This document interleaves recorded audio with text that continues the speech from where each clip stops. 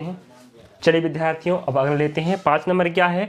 द्वंद्व समास। तो द्वंद्व समास की बात करें तो परिभाषा सर्वप्रथम क्या पढ़ना आपको, एक परिभाषा रहेगा, उसकी पहचान, उसके बाद क्या है थर्ड उदाहरण। तो हम परिभाषा की बात करें, जिस समास का क्या हो, उत्तर पद प्रधान हो, नहीं, जिस समास का क्या हो, दोनों पद प्रधान हो, जिस समस्त या जिस समास या जिस समस्त पद के दोनों पद क्या हो, प्रधान हो, और क्या हो, उन पदों को विग्रह करने पे क्या मिलनी चाहिए, दोनों पद क्या होंगे भाई, दोनों पद भी इस वाले समास में प्रधान होते हैं, एक दूसरे के बिना अलग नहीं हो सकते वो।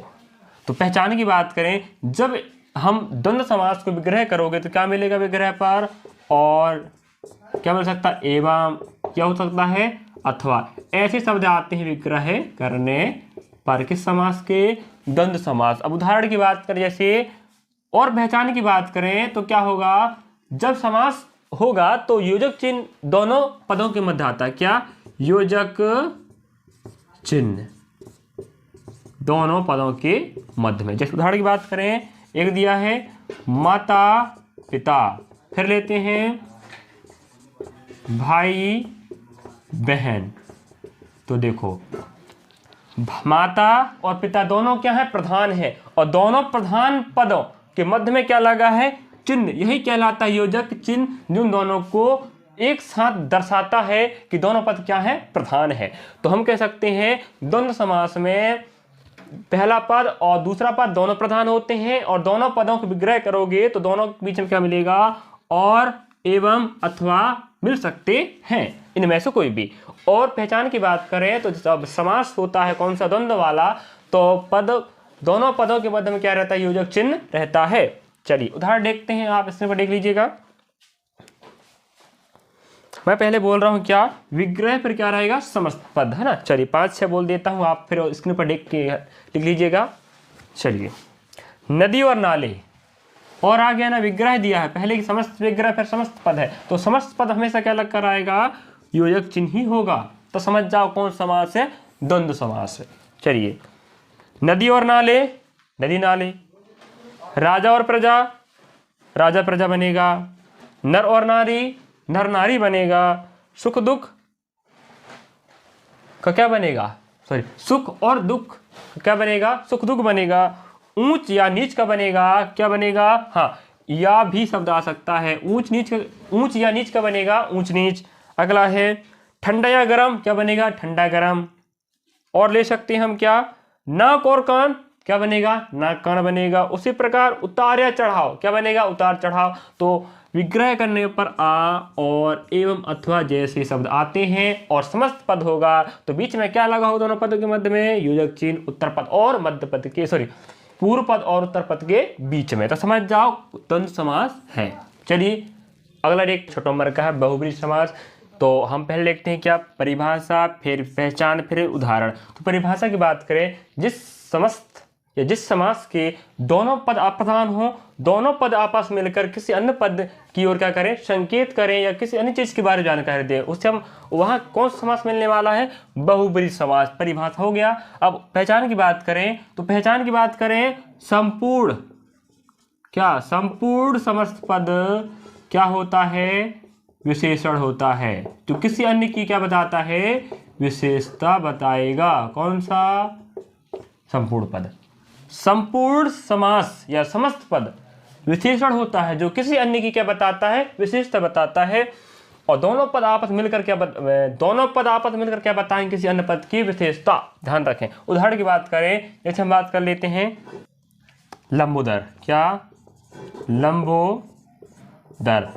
लंबोदर एक समस्त पद है, और यही क्या है, बहुब्रीहि समास का उदाहरण है। विग्रह करेंगे तो क्या बनेगा, लंबा है, लंबा है उदर जिसका, अर्थात क्या होता है, गणेश, क्या होता है, गणेश।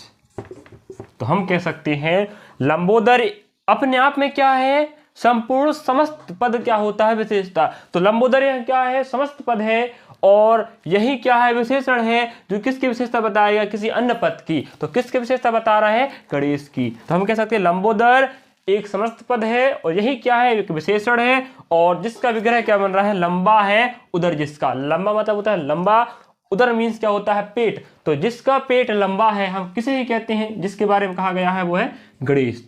तो भाई लंबोदर एक विशेषण है जो विशेषता बता रहा है गणेश की। तो हम कह सकते हैं लंबोदर दो पदों से मिलकर बना है, दोनों अप्रधान है और दोनों पद मिलकर किसी अन्य पद को इंगित कर रहे हैं, अर्थात विशेषण कौन है, लंबोदर, जो किसकी विशेषता बता रहा है, गणेश की। चलिए अब उदाहरण देख सकते हैं स्क्रीन पर आप लोग, मैं 2-4 पढ़ दे रहा हूं, आप स्क्रीन पर देख लीजिए और पढ़ लीजिए, है ना। लंबोदर क्या बनेगा, लंबा है उदर जिसका, समस्त पद फिर विग्रह रहेगा। अगला है दशानन, 10 आनन है जिसके, 10 मतलब होता है 10, आनन मीन्स क्या होता है, सिर, जिसके 10 सिर है अर्थात कौन होता है, रावण। अगला है चक्रपाणी, चक्र है पाणी में जिसके, चक्र है पाणी में जिसके, चक्र मतलब होता है जो आप देखो कृष्ण भगवान वाला जो गोल गोल सर्कल वाला होता है उसे बोलते हैं चक्र, और पाणी मतलब पाणी मीन्स होता है या तो कहते हैं हाथ, तो जिसके हाथ में क्या है, चक्र है अर्थात कौन, विष्णु। अगला है चतुर्भुज, मतलब 4 भुजाएं हैं जिसकी, वो कौन है अर्थात होता है विष्णु। अगला है महावीर, महान वीर है जो, कौन अर्थात कौन, वीरों में जो क्या हो महान उसे बोलते हैं महावीर, अर्थात कौन है, हनुमान। चलिए अगला देखते हैं निशाचर, जिसका समस्त विग्रह विचरण करने वाला, क्या निशा में विचरण करने वाला अर्थात होता है क्या होता है, राक्षस। तो मैं 1-2 छोड़ के आपको बता दिया हूं, आप पूरे स्क्रीन पर लिख लीजिएगा और अपने कॉपी में बता लीजिएगा नोट्स ग्रुप पे। चलिए आगे देख लेते हैं। हमने जैसे आपको बता दिए हैं पहला, तीसरा, चौथा, पांचवा, छठा समास। तो सेकंड नंबर का जो समास आता है तत्पुरुष समास, उसको हम छोड़ दिए थे, उसमें आपको हम बताना चाह रहे थे, उसका भेद थोड़ा अलग होता है जिस कारण हम उसको अलग ले रहे हैं। तो सेकंड नंबर का समास तत्पुरुष समास, जिसको हम अलग पढ़ा रहे हैं। चलिए देखते हैं।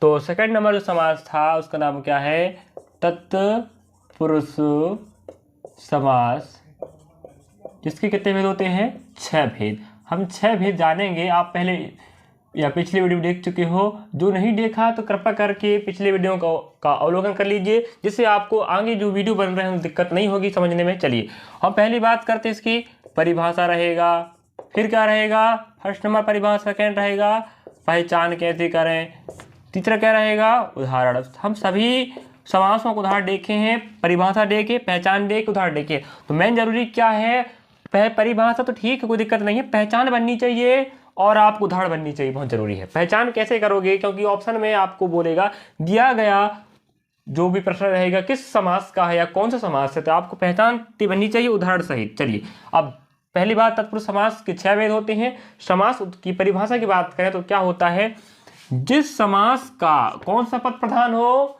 जिस समास का उत्तर पद क्या हो, प्रधान हो। हम पहले ही पढ़ा चुके हैं फर्स्ट वीडियो में शायद। चलिए तो जिस समास का प्रथम पद या पूर्व पद प्रधान हो और उससे हम क्या बोल सकते हैं, तत्पुरुष समास। या 2 पदों के मध्य में स्थित कारक चिन्ह या विभक्ति चिन्ह के लोप से बने समस्त पद को हम क्या बोलते हैं, तत्पुरुष समास बोलते हैं या तत्पुरुष समस्त पद बोलेंगे। ठीक है, उदाहरण की बात करें, जैसे बोल दिया है, उदाहरण है राजा का पुत्र।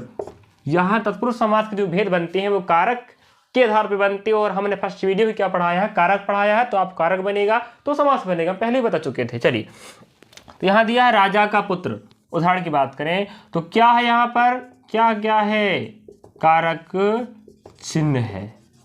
ठीक है, तो हम कह सकते हैं जब समस्त पद का निर्माण होता है तो क्या होता है, क्या बनता है, राजपुत्र बनता है। तो आप कह सकते हो जब समास विग्रह होगा तो हमें समस्त पद में, जब समास का विग्रह होता है तो हमें क्या दिखाई देता है, कारक चिन्ह प्रकट होगा। ठीक है, और जब क्या बन जाता है, वहीं समस्त पद बन जाएगा तो क्या होगा, हमें कारक चिन्ह दिखाई नहीं देगा, कारक चिन्ह क्या हो जाता है, विलुप्त हो जाता है। तो हम इस प्रकार भी पहचान सकते हैं, अगर कोई समस्त पद दिया है और उसका हम विग्रह कर रहे हैं और विग्रह करने पर हमें क्या मिल रहा है, कारक चिन्ह मिल जाता है या प्रकट हो जाता है, तो समझ जाओ कौन सा समास रहेगा, तत्पुरुष समास रहेगा। और फिर और देखना पड़ेगा कि तत्पुरुष समास का कौन सा भेद है, हम देख पाएंगे कारक चिन्ह के आधार पर। अब उसी प्रकार अगर हम उसका समस्त पद का विग्रह दिया है और विग्रह करने के बाद हम उसे समस्त पद के रूप बना रहे हैं।